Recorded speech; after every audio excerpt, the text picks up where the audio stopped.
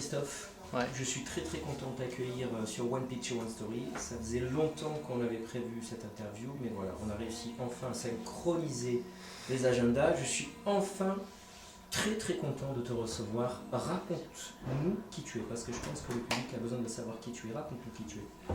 Alors qui suis-je? Alors c'est toujours un exercice compliqué. Qui suis-je? Exactement. Alors de manière très rapide, en quelques mots, je suis photographe. Ok. Et derrière le mot photographe, il y a plein de choses. Il y a celui qui prend des photos, certainement. Mais je suis avant tout quelqu'un qui fait des rencontres. Je suis avant tout quelqu'un qui va vers les gens. Les gens viennent vers moi aussi quand ils viennent au studio. Et donc du coup, je cultive ces rencontres et j'en garde des images. J'en garde des images que j'espère fortes, que j'espère authentiques, que j'espère sincères. Et du coup, quelque part, je suis un catalyseur ou la personne qui va permettre aux gens de révéler leur personnalité ou de dévoiler des choses qu'eux-mêmes avaient en eux et qu'ils ne souhaitaient pas forcément partager ou voilà, qui étaient là. Et j'avoue que cet exercice-là est bigrement excitant. Ok. Donc voilà, qui suis-je? Je suis photographe. Cool. Tu peux me dire comment tu as démarré ta carrière de photographe? Quel a été le déclic en fait? Écoute, je fais des photographies depuis au moins 40 ans, voire 45 ans. Mais comme tout le monde, hein, comme quelqu'un qui prend un boîtier, un appareil, qui appuie sur un bouton et qui est heureux de capter un souvenir, un instant. Et je l'ai développé au fil des ans, en autodidacte, dans un premier temps. Et ce qui était une vraie passion, une véritable passion, mélangée avec ce goût de l'autre, ce goût du voyage, le goût de la rencontre. Finalement, au fil des rencontres, j'ai décidé, et aussi grâce aux avis des personnes qui ont partagé ma vie pendant quelques années, de développer plus cet axe-là pour en faire quelque chose de professionnel. Et donc, dans ce cadre-là, je me suis équipé plus professionnellement, je me suis formé plus professionnellement, donc à travers des différents stages à Paris, chez des photographes de mode par exemple. Et donc l'idée c'était d'ouvrir mon studio, ce que j'ai fait en 2016. Et depuis voilà, donc ma vie varie entre voyage à l'étranger pour créer du contenu pour des expositions, que je fais chaque année, et aussi recevoir des personnes dans mon studio au nord d'Aix-en-Provence pour capter leur authenticité. Ok, d'accord. Est-ce que tu as une préférence dans la photographie? Est-ce que tu préfères plus photographier des personnes, des objets, des endroits? Tu as une préférence ou pas? Alors définitivement, alors c'est un vrai parti pris. J'ai eu la chance de faire plusieurs fois le tour du monde, de voir des endroits vraiment très très beaux, de mémoriser des cartes postales incroyables. Mais très sincèrement, prendre en photo de jolis paysages, ça m'ennuie un peu. D'accord. On va pas dire autre chose. Moi, ce qui m'intéresse définitivement, c'est la rencontre, c'est l'humain. Donc c'est aller vers les gens, même si on ne parle pas le même langage. En tout cas, trouver un langage qui va nous permettre d'échanger une émotion, une sensation, quelque chose que je vais pouvoir capter et qui pour moi aura du sens en fait. Donc c'est vraiment l'humain. Après, pendant le confinement, puisque j'étais privé de ces rencontres, je me suis plus orienté, où j'ai développé un axe photographie d'objets que je trouvais très intéressant, très sincèrement. Après, ça représente une toute petite part de mon métier aujourd'hui. Et véritablement, moi je suis très très branché sur l'humain. Et voilà. J'ai été photographié par toi et ton travail est juste remarquable. Qu'est-ce qui va t'attirer quand tu fais ta première photo sur une personne? Sur quoi tu vas te fixer? Sur le mouvement, sur le corps, sur le regard? Qu'est-ce qui va faire que tu vas prendre une photo dans un sens ou dans l'autre? Qu'est-ce qui va faire que ça va marquer la différence entre ce que tu vas prendre et voilà, quelle est la différence qu'il va avoir entre ton choix visuel au moment où tu vas shooter? Qu'est-ce qui va se passer à ce moment-là? En fait, je pense que avant même la première photo, le moment le plus important, c'est le moment où on commence à se parler. Très souvent, je rencontre les personnes ou mes modèles avant, et même une session avant où on ne fait pas de photos.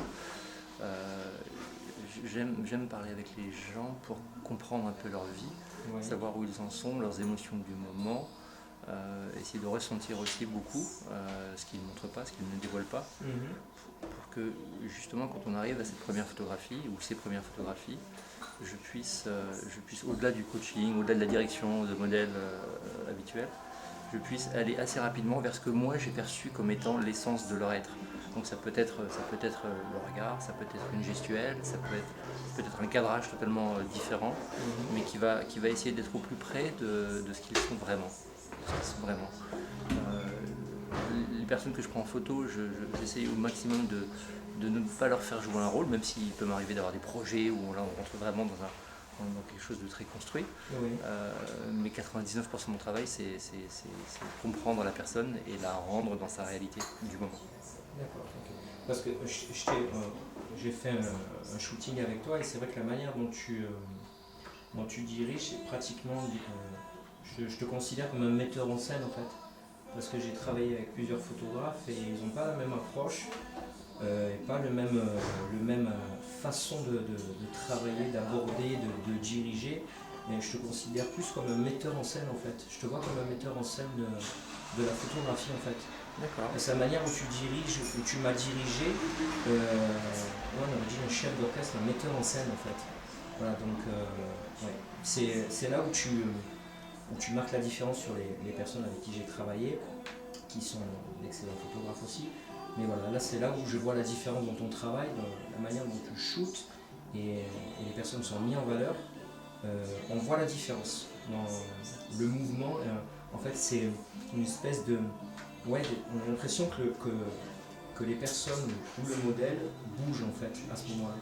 C'est ce que je vois sur ton travail en fait. Ben, je te remercie. Et la réalité aussi, c'est que tu es chorégraphe et excellent danseur. Donc, ce qui permet de facto, en fait, tu m'offres une matière première qui est juste extraordinaire. Et c'est ce qui fait que j'adore travailler avec des danseurs de manière générale. Je fais beaucoup de photos de danseurs. Et l'idée, c'est au travers d'une image fixe, en effet, rendre un mouvement, rendre une gestuelle, rendre une émotion et rendre finalement toute cette dureté du travail, des années d'entraînement, pour arriver finalement à faire quelque chose qui paraît léger, simple, alors qu'en fait, il y a une complexité qui est énorme derrière. Et travailler donc, dans ce cadre-là avec toi, entre autres, c'est vrai que c'était du bonheur. Et du coup, tu permets à une personne comme moi de pouvoir exprimer aussi au travers d'idées créatives ou au travers de mon propre ressenti des choses qui vont nous permettre ensemble de co-créer quelque chose de formidable. Donc c'est particulier quand même, encore une fois, on s'éloigne un petit peu dans ce cadre-là de ce que je peux faire habituellement dans mon travail de portraitiste, où j'essaie vraiment de capturer l'essentiel d'une personne avec peu de mouvements. Dans le cadre d'un travail avec un danseur ou d'un chorégraphe, à l'inverse, on va co-créer quelque chose. Donc c'est un peu particulier notre travail et j'ai hâte qu'on recommence. Ah ouais, grave. Je te disais que je te considérais plutôt comme un metteur en scène photographe, si on peut dire ça comme ça. Tu n'as jamais pensé justement mettre en scène, avec l'univers qui est propre à toi, la photographie, de mettre en scène ton travail et de faire quelque chose, de monter un spectacle ou un truc? Parce que je te vois travailler, comme pour revenir à ce que j'étais en train de dire, c'est que de faire quelque chose en fait, scéniquement en fait. T'as jamais pensé? Non. Jamais? Sincèrement, non. Non, déjà de capter les gens, ça me prend beaucoup de temps. Non, par contre, ce que j'ai beaucoup aimé, c'était en effet, c'est quand je monte des expositions, ce travail-là est excitant. Donc on est dans la mise en œuvre d'un spectacle aussi. Oui. C'est un peu différent, les gens ne s'assoient pas pendant 1 heure, 1 heure et demie. Mais par exemple, lorsque j'ai fait l'expo Hurle la vie il y a 2 ans à Aix-en-Provence, dans cette incroyable salle qui est la Manufacture aujourd'hui. Là j'avais 350 mètres carrés à ma disposition, donc en effet j'avais avec ma commissaire d'expo un travail d'organisation, de scénarisation, pour sortir simplement du cadre de j'ai des photos à montrer, mais vraiment créer une histoire et permettre à un spectateur ou à un visiteur de pouvoir entrer et passer plus que 5 minutes à faire un tour, voir des photos et ressortir. Et c'est vrai que ce travail était vraiment excitant. Donc, que ce soit la mise en œuvre de photos, mais de textes qui vont venir accompagner, d'un environnement sonore aussi qui va venir accompagner tout ça, avec des visuels, des vidéos aussi. On avait eu la chance d'avoir par exemple dans le cadre de ce projet une écrivaine qui nous avait fait des textes akashiques et qui venait créer une nouvelle dimension. Et la résultante de tout ça était que finalement, je sais pas, quand tu marches dans la rue, des fois tu peux voir des expos par-ci par-là dans les galeries, tu rentres, tu fais un tour encore une fois, ça dure 5 minutes, 10 minutes, tu sors, t'es ému, t'as aimé ou t'as pas aimé. Moi, les gens qui venaient me voir à ce moment-là ou qui rentraient, ils restaient la moyenne, c'était entre une demi-heure et 1 heure et demie. Tu vois, donc il y a une différence qui était énorme. Bah oui. Et du coup, ça rejoint ce que tu dis, à savoir cette notion de metteur en scène, de mise en œuvre d'un spectacle. Dans ce cadre-là, oui, je suis d'accord avec toi. J'aime cette recherche-là. Après basculer de la photographie à une mise en scène pour un spectacle vivant, j'avoue que Tu n'as jamais pensé? pas pour l'instant en tout cas. Pas pour l'instant. Mais la vie est longue. Ouais, non, mais moi, sincèrement, en toute honnêteté, hein, je te vois vraiment comme un metteur en scène et la manière dont tu diriges, la manière dont tu travailles, je te vois comme un metteur en scène. En fait. Bah merci. Ouais, ouais. Et j'ai hâte de voir la suite de ton travail parce que je pense que ça promet et voilà, c'est la petite. Je pense que c'est à réfléchir. Voilà. Peut-être que, écoute, je plante la graine, j'en reviendrai de temps en temps et on verra ce qui sort. Tu étais en train de parler du confinement un peu avant. Ouais. J'ai eu l'occasion de voir ton travail, j'ai commandé ton bouquin qui était juste remarquable. Est-ce que tu peux m'en dire plus sur ce projet-là? Qu'est-ce qui t'est passé par la tête? En quelques mots, en quelques lignes. Ouais, bien sûr. Alors, c'est un projet qui est quand même majeur dans ma vie d'artiste. Et ce qui est assez extraordinaire, c'est que en tant qu'artiste ou créateur, on a 1000 idées à la minute et on a plein d'idées, plein de choses qu'on veut développer. Ce projet-là, il est parti de la même manière. C'est une sorte d'intuition. Petite parenthèse, c'était remarquable, vraiment super. Non, merci, Bravo. c'est adorable. En tout cas, c'est une intuition qui a explosé. Voilà. Donc, c'est une intuition qui aboutit à un appel à projet sur Facebook, on va pas le nommer, et qui ensuite devient viral, repris par les télévisions, les journaux locaux, qui devient national, avec France Télévisions qui s'y intéresse. Et du coup, je me retrouve d'un seul coup sollicité de toutes parts pour participer au projet. Donc, ce qui a permis de réunir plus de 500 personnes, 521 exactement, qui sont venues dans mon studio pendant 5 minutes pour hurler. Le sujet c'était ça, donc le titre du projet c'est Hurler la vie, donc c'était de venir et à l'issue on était à l'aube du 3e confinement si je ne me trompe pas, et donc les émotions étaient à l'intérieur, enfouies, et l'idée c'était vraiment de venir partager son émotion avec sincérité. Donc, l'idée c'était que vous arriviez, on avait un petit travail de coaching pour justement permettre de libérer cette émotion enfouie, et suite à ce petit travail de révélation, on poussait ce cri. En l'occurrence, les personnes venant pousser ce cri, et ça a donné des choses assez incroyables, une expérience humaine mais inouïe, avec en effet une magnifique expo, et je remercie encore la ville d'Aix pour leur accompagnement, et un livre qui était incroyable aussi, qui a été vendu partout en France, dans tous les pays francophones, et donc waouh, une belle aventure. Non, c'est tout à ton honneur et c'est un projet remarquable que j'ai suivi et franchement, bravo. Bravo, merci. Bravo. Merci. On arrive à la fin de l'interview. Ça a été un plaisir pour moi de t'accueillir sur One Picture, One Story. Pareillement. Est-ce que tu as un petit mot de la fin ou une phrase de la fin pour les personnes qui nous regardent et qui sont peut-être intéressées à devenir photographe, metteur en scène?